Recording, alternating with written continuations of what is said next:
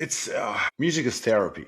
I'm 100% convinced about that. That even if you listen to music, if you don't play any instrument or whatever, if the song resonates with you, with the mood that you're in, like, okay, just a basic example, if you're struggling with love, right, or your girlfriend or your partner breaks up, and you're listening to a love song, it gives you that kind of connection.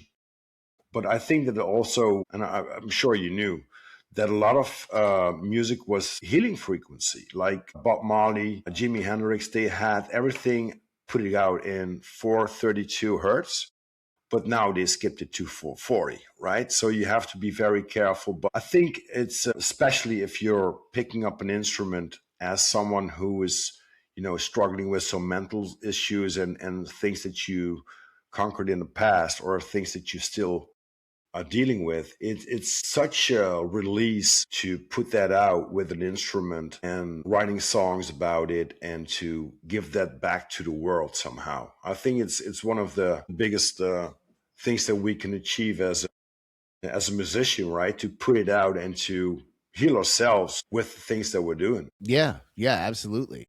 It's a hell of a process, though. It doesn't just come easily. It really felt like nothing in this really came easily. It's something that you have to fight for. You have to fight for your ability to overcome this problem.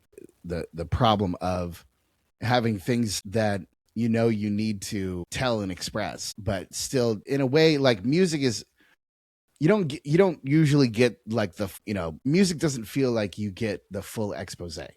Like, if a lot of times you have to compact the emotions into the music, because you don't get a full hour like a TV show or something to explain it all. You have 4 minutes, and so you have to pack and utilize every second that you have to pack it with some kind of emotional weight, some kind of emotional, pack it with something, so that the feelings and everything that you have come through, so that people can get a sense of where you're coming from and who you are, and all these different intangible sort of things that come through in music. And that was something that always really fascinated me, because there's so many different ways of expression. Music is really just a universal language that transfers between culture and between every single thing that we are.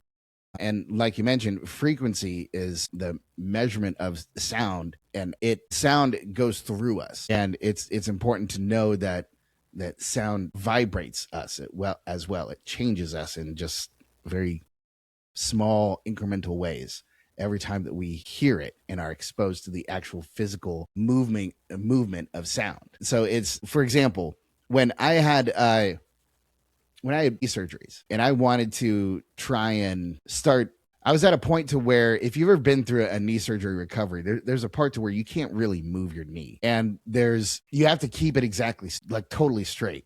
But after a while, you start to feel like the muscles start to come back around. And you start to feel like you can move it.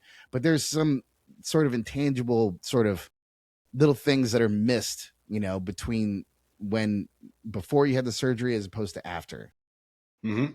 And so what I would do is when I'd be mixing, I'd take one of the speakers and point it towards my leg, and put my leg up on the table, and play music into my leg, so that I could feel when the bass was moving, and be like, oh, it would it would actually give me a little physical, little bit of pain. And, oh, that's where the bass is reaching my leg now. So that must be good enough, So there's little ways in which you can use music to where you can actually physically feel it. And that's what I try to go after in my mixes. That's what I try to go after in the playing. And it's a lifetime journey. And you can hear it in the music. There's so much effort in it. There's so much things that connects the dots between, from the lyrics to the feeling that you want to get out when it comes to, the song. If it's going to be acoustic or some really shredding guitars, that's the things